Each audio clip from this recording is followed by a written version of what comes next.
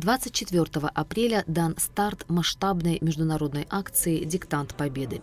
Акция проводится уже в 8-й раз. Ее организатором традиционно выступает Россотрудничество. В этом году «Диктант» побил новые рекорды. Он пройдет на 262 площадках в 77 странах мира.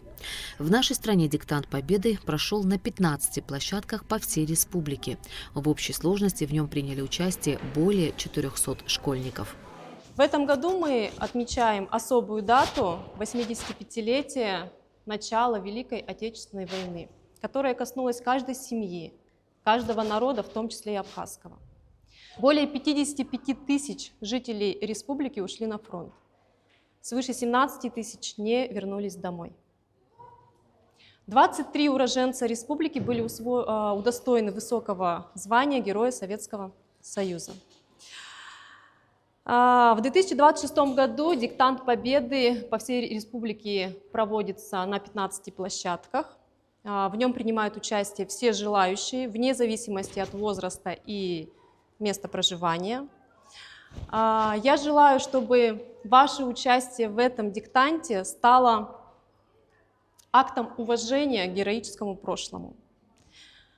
Низкий поклон ветеранам, вечная память павшим. Пусть мир и согласие всегда царят на абхазской земле. Главная цель проекта – сохранить правду о событиях Великой Отечественной войны 1941-1945 годов и защитить историю от фальсификаций. Задания переведены на 10 языков – английский, арабский, французский, испанский, немецкий, киргизский, китайский, монгольский, португальский и турецкий. Вопросы адаптированы для разных регионов и включают факты об участии различных государств во Второй мировой войне. Наши дети имеют прекрасную возможность принимать участие, получать квоты, учиться в лучших вузах Российской Федерации. Это большой плюс. Сегодня мне очень приятно смотреть в умные, красивые лица наших учеников, наших школ. Я думаю, что самые лучшие сегодня здесь присутствуют, а кто-то и в прошлом году принимал участие, правда?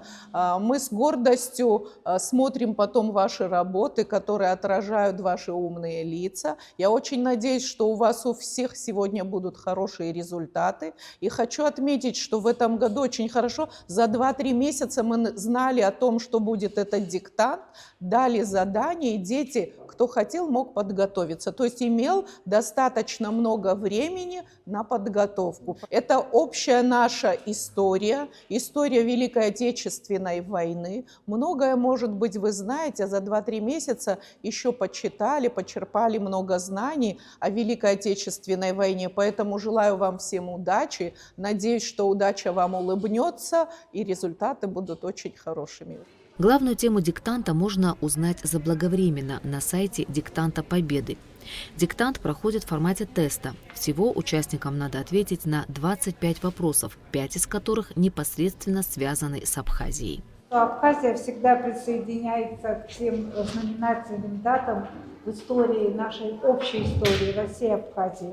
Поэтому сегодня мы с вами здесь. И спасибо, что вы здесь пришли. И я думаю, что не важно, кто будет победитель, сколько правильных ответов, а важно то, что вы здесь сегодня с нами.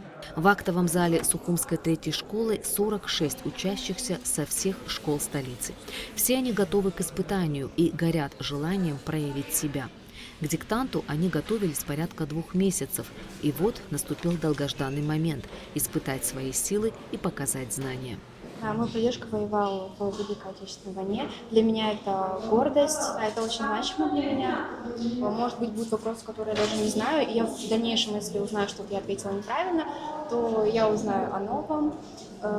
Также мне в целом сама эта военная тематика очень нравится.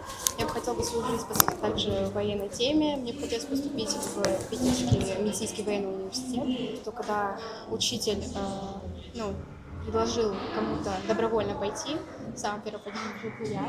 Участие в диктанте Победы для меня это очень важно и интересно. Это способ проверить свои силы и отдать дань памяти и уважения героям Великой Отечественной войны. Это очень важное событие в нашей жизни, в том числе и для других стран, помимо Абхазии, России, можно сказать, для всего мира.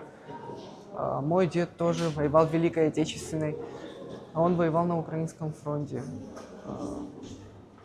И после ранения его он отправился обратно в Абхазию героем, как и многие другие.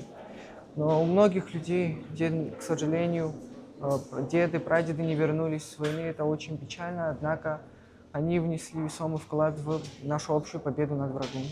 Результаты диктанта Победы будут известны через пару месяцев. Учащиеся, успешно сдавшие тест, будут награждены грамотами и медалями. Кроме того, это обязательно будет учтено при поступлении в высшие учебные заведения России по квотам Россотрудничества. Ирина Аршба, Камила Джопуа, Рада Квинджия, Абхазское телевидение.